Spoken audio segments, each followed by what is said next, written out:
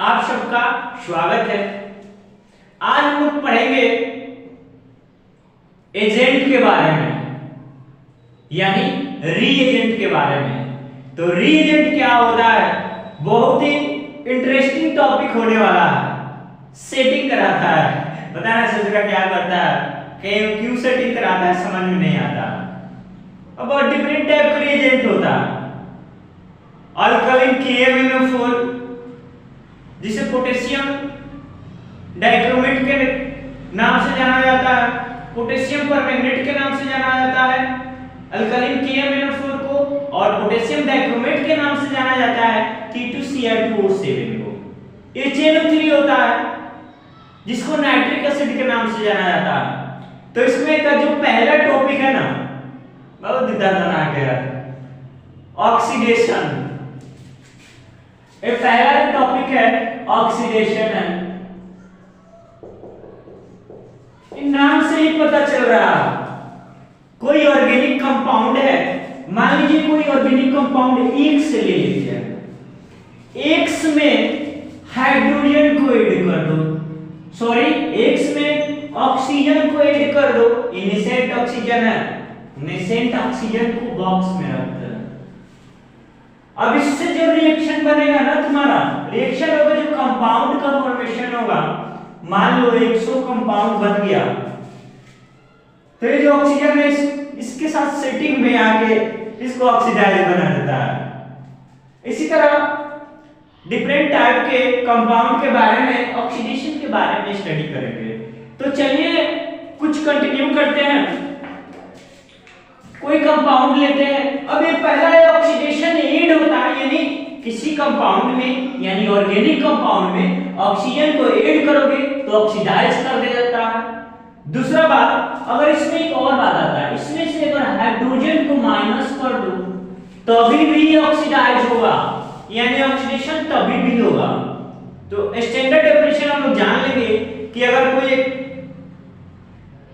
Organic compound है, उसमें oxygen को ऐड करते हैं या हाइड्रोजन को रिमूव करते हैं, तो वो जो कंपाउंड बनता है ऑक्सीडेशन के थ्रू बनता है, यानी ऑक्सीडाइज्ड कंपाउंड बनता है। तो कुछ ऑक्सीडाइजिंग एजेंट के बारे में लिख लेते हैं पहले। ऑक्सीडाइजिंग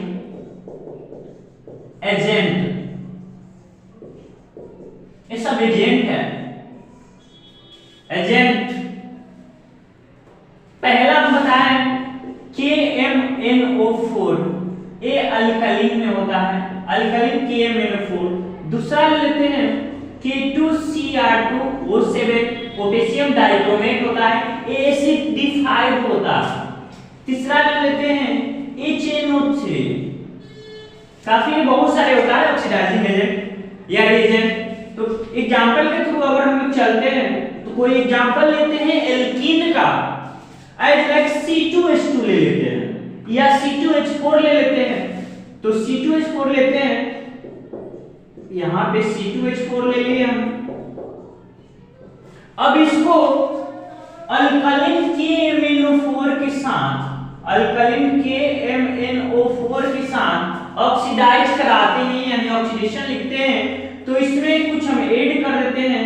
अगर इसमें हम ऐड कर दें H2O प्लस ऑक्सीजन, यानी ऑक्सीजन जो ऐड करते हैं तो ऑक्सीडाइज, यहाँ पे ऑक्सीडेशन होगा। यहाँ पे ये अल्कलीन KMnO4 है, इसको ऊपर लिख देते हैं या नीचे लिख देते हैं, यहाँ पे अल्कलीन KMnO4। तो ये क्या करता है, जो इथीन के साथ H2O और ऑक्सीजन ऐड किए हो और KMnO4 के साथ रिएक्शन कराते हैं, तो ये क्या करता है, ये जो यहाँ पे एक ऑक्सीजन है, यहाँ पे एक ऑक्सीजन है, यहाँ पे दो ऑक्सीजन है, ए डबल बॉन्ड को ब्रेक करता है, यानी तोड़ता है कार्बन कार्बन में। और HO, यानी एक यहाँ से OH निकलेगा और एक हाइड्रोजन यहाँ पे आएगा। अगर H2O को ब्रेक करते हैं तो H++ OH- में जाता है, OH- में जाता है। तो एक जो OH आएगा इसके साथ आ जाएगा, यहाँ पे आ जाएगा, और एक H+ यहाँ पे O है, एक OH- ये आएगा, तो ये चल जाएगा इसके पास। यानी जो कंपाउंड का फॉर्मेशन होता है, यहाँ पे मेरा हो गया OH हो गया, एक हाइड्रोजन है, यहाँ पे हाइड्रोजन है, यहाँ भी OH हो गया, एक हाइड्रोजन है, एक हाइड्रोजन हो गया। ये जो कंपाउंड बनाता है इथाइलिन ग्लाइकोल का निर्माण कर देता है, यानी फॉर्मेशन कर देता है। इसका नाम है इथाइलिन ग्लाइकोल। दूसरा एग्जांपल लेते हैं, दूसरा कोई एग्जांपल ले लीजिए, मान लीजिए C2H2 लेते हैं हम, C2H2। तो इसका फॉर्मेशन करते हैं, C≡C, यहाँ पे H लगा दिए, यहाँ पे H लगा दिए। अब इसमें हम ऑक्सीजन ऐड करते हैं, यानी 4 ऑक्सीजन ऐड करते हैं और इसका जो रिएक्शन कराते हैं अल्कलीन KMnO4 के साथ कराते हैं, अल्कलीन KMnO4 के साथ कराते हैं। तो इसका जो प्रोडक्ट बनेगा, इसका जो प्रोडक्ट बनता है एसिड बनता है, यानी ऑक्जेलिक एसिड बनता है। ऑक्जेलिक एसिड COOH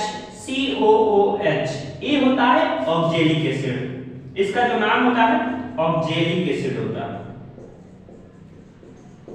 इस सब ऑक्सीडेशन का कमाल है, डायरेक्ट इफेक्ट करता है और दूसरे फंक्शनल ग्रुप में एंट्री करा देता है।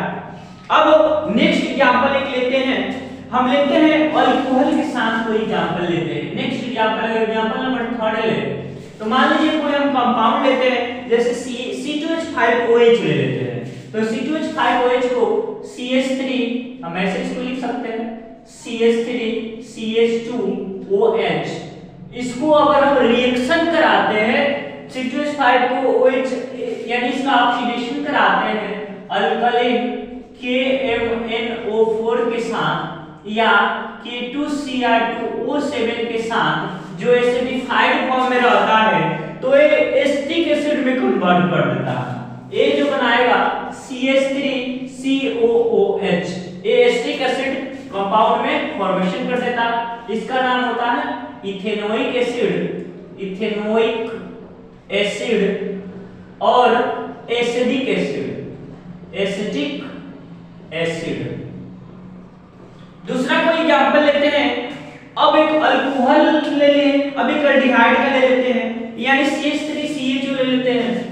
यहां से अल्कोहल C2H5OH अल्कोहल का ले लिए। अब दूसरा एक नेक्स्ट एग्जांपल ले लेते हैं, 4th नंबर एग्जांपल कोई एल्डिहाइड का लेते हैं, CH3CHO, CH3CHO।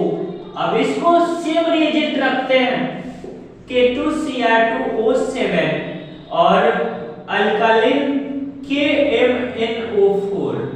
तो इसका भी जो प्रोडक्ट बनाएगा एसिटिक एसिड ही बनाएगा, CH3COOH, ये भी एसिटिक एसिड ही बनाया, एसिटिक एसिड।